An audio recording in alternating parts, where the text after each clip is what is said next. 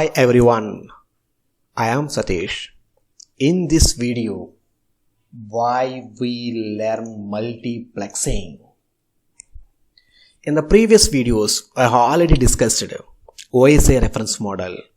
In a OSI reference model, we have discussed so many layers. No, only 7 layers.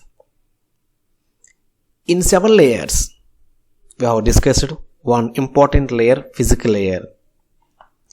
The physical layer main responsibility is it transmits individual bits from source to destination. And also we have discussed the physical layer responsibilities and functionalities. The physical characteristics of interface and medium, a representation of bits, data rate and synchronization of bits, line configuration, physical topology and transmission mode.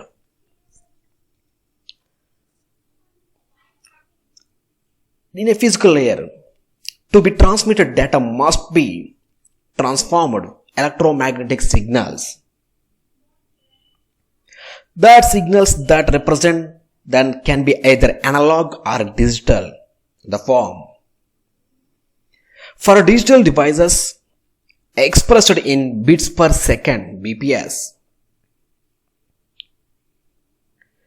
For analog devices, expressed in cycles per second or H. Analog data refers to information that be continuous. Coming to the digital data refers to the information that has discrete, where discrete indicates the individual, separate and distinct. Now you can see the different physical layer cables, coaxial, a twisted pair, an RJ45 and otherwise fiber optic cables are used to the entire. You can connect the world. You can receiving and updating our data. Now, what is bandwidth? What is bandwidth? The amount of data that can be transmitted in a fixed amount of time. That is called a bandwidth. Now, you can increasing the bandwidth capacity. Nothing but you can increasing the efficiency. When not the efficiency is increasing, speed also increasing, quality also increasing and reduce the cost. So, the bandwidth utilization is the wise use of available bandwidth to achieve specific goal.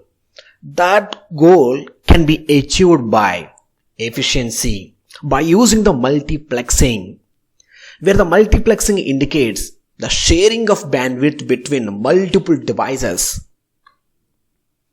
Now, the definition of multiplexing is the set of techniques that allows the simultaneous transmission of multiple signals across a single data link. You are using the different set of techniques, either frequency division multiplexing, wavelength division multiplexing and time division multiplexing. The techniques are used to the transmission of different signals combined in a single data link. In a multiplexed system, you are using the n number of lines, n number of links to share the bandwidth of a common link, one link. The lines on the left side, direction of their transmission streams to the multiplexer by using the max. It is the combines them into single stream, many to one. At the receiving end, that stream is divided into a demultiplexer Dmax, one to many. For example, you can see here n input lines. By using the max, you can combine at the receiving side. We are using the Dmax and demultiplexer is dividing the n number of channels into a single line. Here the link refers to the physical path. The channel refers to the portion of a link carries the transmission between the given pair of lines. The categories of multiplexing, there's 3 categories. The frequency division multiplexing, it is the analog type. Wavelength division multiplexing, it is the analog type. And time division multiplexing is a different one, digital type. Thank you for watching this video.